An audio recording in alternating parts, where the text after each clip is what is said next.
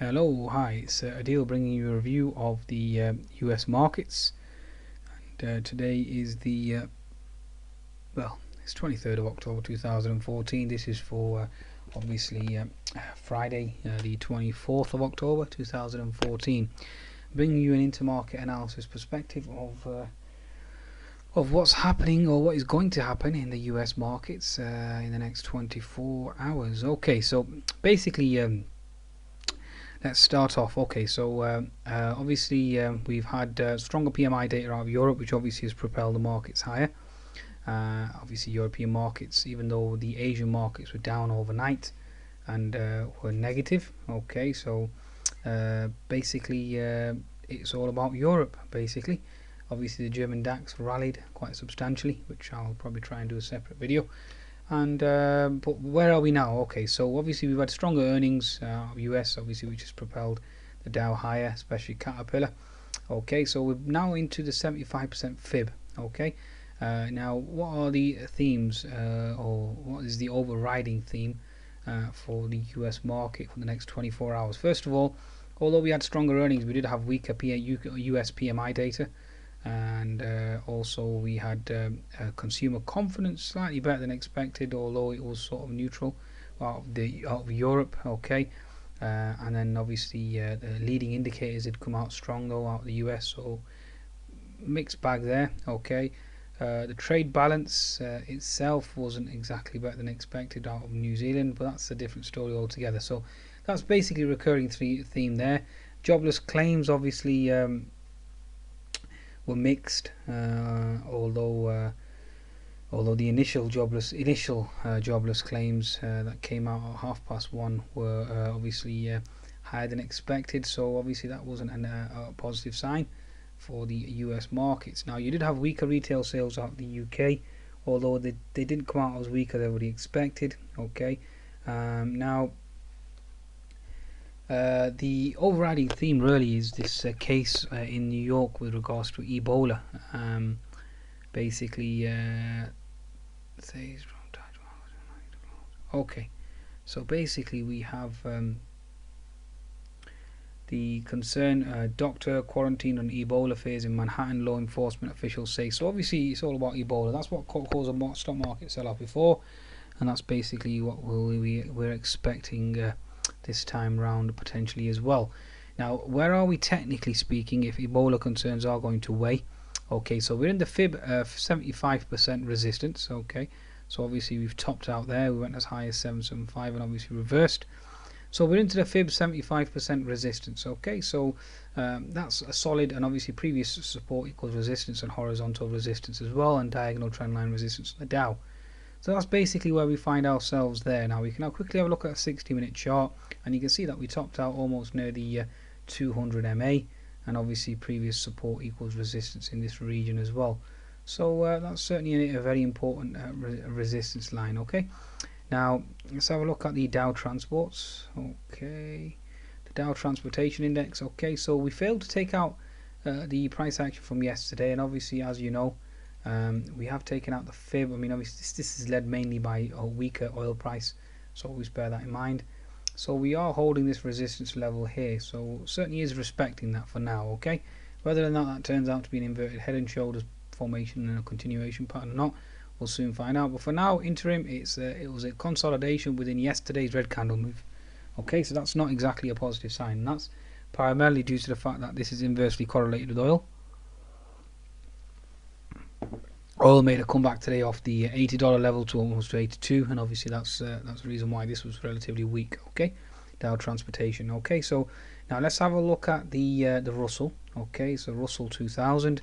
Russell 2000 again, consolidation within yesterday's red candle, and we are back at the H&S neckline. So bear that in mind. This is a perfect technical pattern. Okay, so if you can see this here, it's a bullish channel, obviously, which we broke, H&S formation. And we're now retesting the actual 30% fib retracement.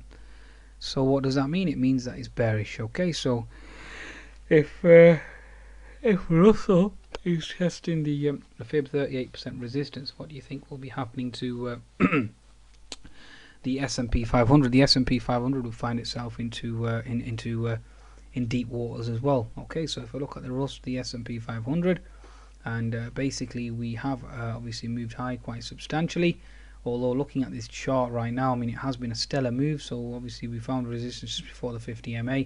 So certainly some signs of it in obviously exhaustion, obviously into the 200 MA as well. Now we do have resistance on the S&P at 1970. There's nothing else other than that I can see. It's in no man's land really. If you ask me, basically at present there's no real resistance or support that I can actually potentially find that I could say that this is clearly into resistance. The only thing that I can see obviously is the fact that we do have an unfilled gap that's been left behind, so that gap certainly needs to close, and obviously we've got an unfilled gap here. Okay, so these are all gaps that are going to be very important, and these are the gaps that obviously attract price action towards them, and certainly will be certainly need to be looked at. Okay, so these are two gaps that need to be filled on the downside, especially given regard, like I said, if Ebola concerns are dominating, then that's exactly what you're going to expect. Okay, going into tomorrow. Okay, so this exactly isn't a bullish pattern at all. Okay, and certainly seems to be showing signs of potential breakdown, so watch out for that. Okay, so obviously you can see there certainly into a potential resistance zone there, and a potential scenario could be setting up here for a H&S formation. So left shoulder, then obviously head, right shoulders here, and obviously down we go. Like I said, we need to close this gap here, and obviously we've got a gap here. So gap is around the 1925 level. Obviously the bonus concerns obviously dominate. Bear in mind though, Nikkei and the Chinese market were down overnight, so that's something that's certainly important and something that we need to focus on. Okay, so that's the S&P 500 based on the Russell. The Russell 2000 certainly seems to be the same type of pattern with regards to the S&P. It's into previous support equal resistance zone there, so watch out for that. I was looking at a 60-minute chart again, certainly seems to be overextended and potentially into resistance. So you can see this resistance obviously held today, then you got resistance there, previous support equals resistance, so that's a solid level, so keep an eye out for that. Okay, with regards to that. Okay, so overall the recurring theme is that the market's into resistance. Another index I tend to watch as well is the Wilshire 500, or 5,000 should I say, and that obviously again is certainly just indicate resistance to me as well. So we've got resistance here on the 60-minute chart, so we certainly are into resistance, and the daily chart certainly seems to be portraying the same type of pattern, and the pattern, like I said, was this horizontal resistance here, which the market certainly is holding and respecting. Okay, then obviously previous support equal resistance as well, and that's basically where we are. Okay, right, so overall recurring theme is the markets are into resistance. Now let's just confirm, I mean not confirm, but this is the only conundrum in everything. Okay, let me just explain this to you. If I go to my daily chart of the Nasdaq, okay, this is my only conundrum. Okay, so the Nasdaq itself obviously has had a stellar move, and one can argue obviously it's taken out this resistance level here. You had previous support equal resistance there. Obviously we had a trend line resistance there, and it's taken everything out, and that's one of the reasons why I'm slightly disturbed. But having said that, Amazon earnings have come out and are worse than expected overnight, just after the bell. Let me just see what the earnings are out. 1 second, let's quickly go over here. I know Amazon earnings, I mean the share prices are down by 11%, that's why I understand. Amazon shares sink as wider loss. Microsoft Cloud continues growth.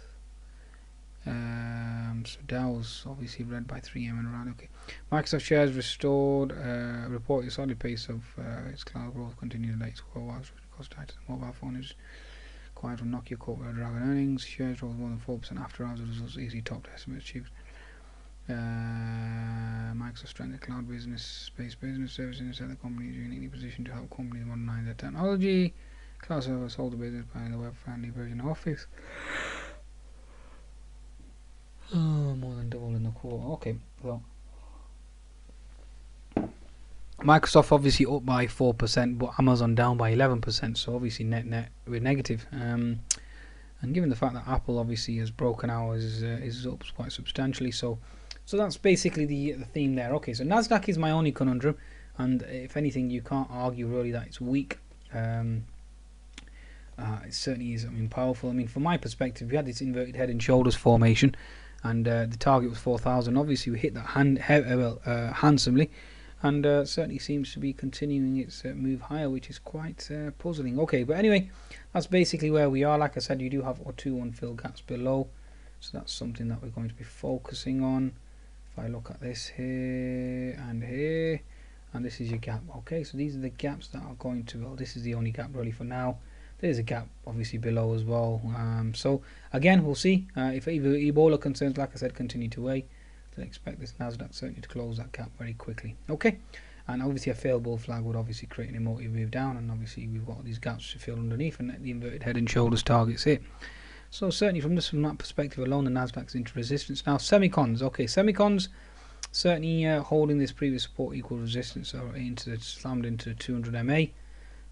Looking at it from a more of a micro scale, a 60-minute chart to see if we can see any weakness. I mean, that's your diagonal trendline resistance. Obviously, it's holding for now, and let's just see how this plays out. I mean, obviously, you've got this support level here, which support equals resistance, and then obviously this zone here. So this is what we're going to observe for now, and certainly hold that as potential support and resistance, like I said. So. Okay, so we'll keep an eye on that, and that will remain our focus. But again, this shows some signs of exhaustion here. Okay, now let's have a look at the biotech. This is the one that concerns me. You see, we've actually broke out. So if you're a bull, then you're happy. If you're a bear, then obviously you'd have to argue to the contrary. But from my perspective, generally when you do break out, you generally go back and test that breakout. So given the fact that we've obviously put in an unfilled gap below, that's something that would obviously be a concern to me. Now this clearly shows to me that this is exhausted, because it's putting in this potential expanding wedge pattern, which again is not a bullish signal. Given the fact that obviously we've got these gaps below that we need to close, so you've got a gap here and you've got a gap here, and obviously a gap below. So these are all gaps that we certainly need to fill, and I for one would be focusing on them on the interim. Okay, so these are your gaps. Okay, and watch out for them below. Okie dokie, so that's basically where we stand, okay, with regards to that, and that's going to be very interesting going into tomorrow, given the fact that Amazon earnings are weak and obviously Ebola concerns dominate. Okay, so again, that's something that we're going to be focused on, and we'll maintain, and again, this is a trend line we're going to focus. So this level will be quite important tomorrow, the 290 level. That's probably a level where I'll probably look to accumulate more longs, okay, into gap fill support, and should hold a solid support. And obviously you've got this horizontal support zone as well, so that's certainly another level. But again, this is all charting that I do on a daily basis. So that's the US markets for you with regards to that. So overall, certainly weakness in other obviously indices, but the Nasdaq certainly remains solid, given the fact that the biotechs obviously have had a breakout. Okay, so I think that sums it up. Certainly in the interim, looking for a pullback, and S&P, for the S&P traders out there, if we are looking for a pullback, what are we looking for? Initial support will be 1126, and obviously potential 1926 and 1920. Watch out for those two support zones. Okay, and yes, I think that should sum up this video for today. Okay, risk on, risk off, wax on, wax off. Goodbye now.